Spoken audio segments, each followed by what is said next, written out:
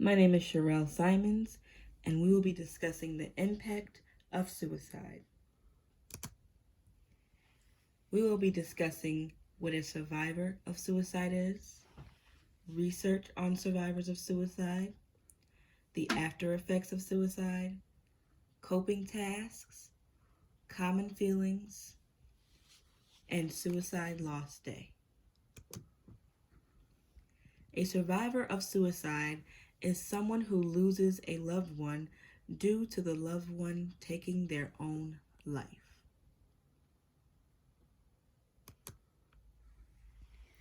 Research is overall known to be inconsistent on the subject because the study groups of participants are small. It is a voluntary study open to anyone with this experience. See here a graph that explains suicide rate by race and age between the years of 1981 and 2016. It is known that the rate has increased from approximately 24% since 1999. This means that the record shows that the rate is at its highest recorded rate in 28 years. This particular graph shows the suicide rate based on the comparison of gender. Males seem to keep a higher rate over females, putting them at the 35 mark versus females keeping the lower rate at 10,000.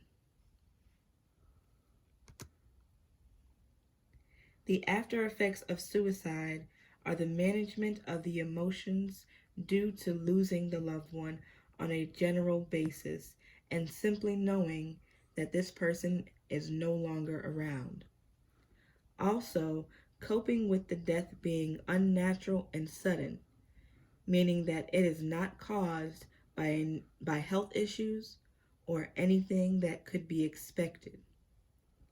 And lastly, managing thoughts referring to how the person died.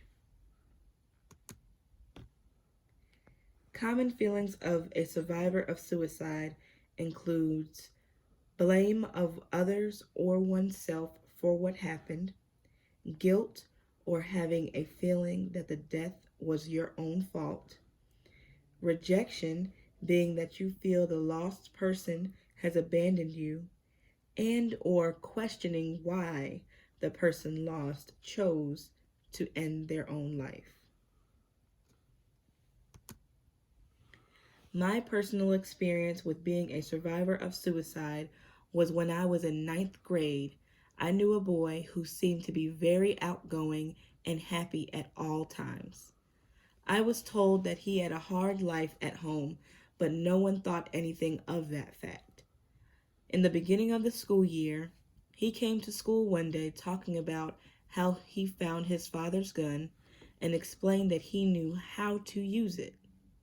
Again, no one thought anything of it. He then went home and shot himself in the head.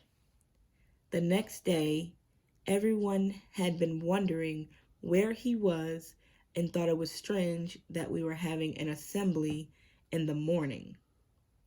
The school was notified about the tragedy and explained what had happened. They gave him a PowerPoint memorial that also gave the details of the formal memorial that would take place the following weekend. That day, the majority of the school left shortly after the assembly. Because I did not know the boy very well, I did not leave early due to mourning. Rather, I left for a dentist appointment. When I got in the car, I told my mom about the boy, and she wondered how I felt. I didn't feel very close to the boy, so I didn't feel much grief. All I felt was sympathy for the family and the mutual friends he and I had. My friends seemed to be depressed for a while. They felt guilty for not taking heed to what he told them about his family life struggle.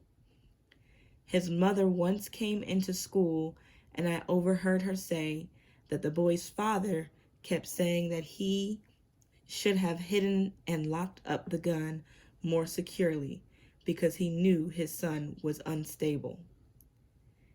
They seemed to question their decisions in caring for their son. The impact on children and adolescents is quite different in comparison to adults. The, the study of these age ranges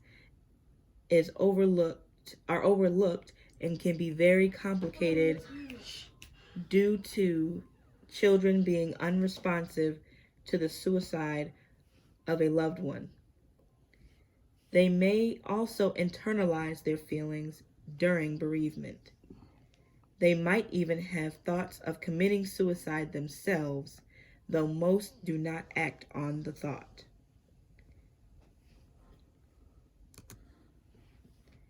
The impact on adults is more severe because adults can experience something called complicated grief, which is more prolonged than what is classified as normal. They may also encounter post-traumatic stress disorder, deep depression, and suicidal behaviors, which may include cutting themselves, overconsumption of toxins, attempting to jump off of high structures, etc. Other signs of grief for adults may include a person questioning what happened to their loved ones and trying to gain further understanding of their loved one's feelings. They may also take responsibility or feel guilty for what happened. It is also common for the brave person to feel anger or even rejected by the person they lost.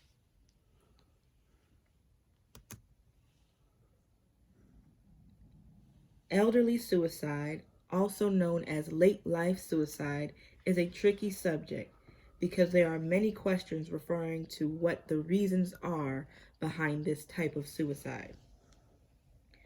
Researchers are reaching out to the community and to clinics such as nursing homes and in order to conclude investigations. However, we are still in the beginning stages of this research.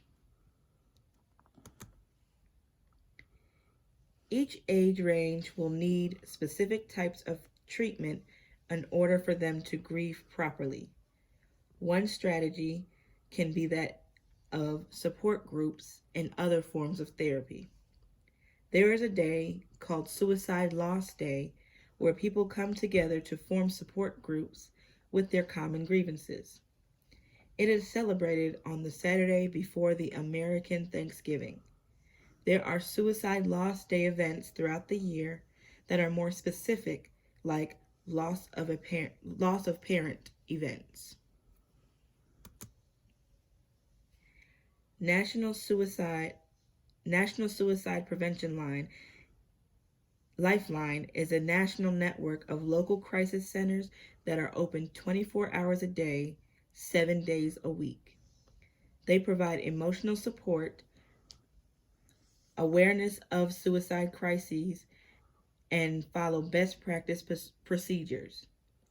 If you or anyone else is experiencing suicidal thoughts, please call the Suicide Prevention Lifeline with the provided number. The crisis text line is also available 24/7, and all you would need to do is text HOME, that's HOME, to 741-741 for help. SAVE, which is the Suicide Awareness Voices of Education, is a nonprofit organization that seeks to educate individuals that being bystanders or suicidal individuals on suicide in order to prevent it. The website explains both grief and what it's like after someone has committed suicide, and how to assist persons who have experienced losing a person to suicide. Here are my resources, and thank you.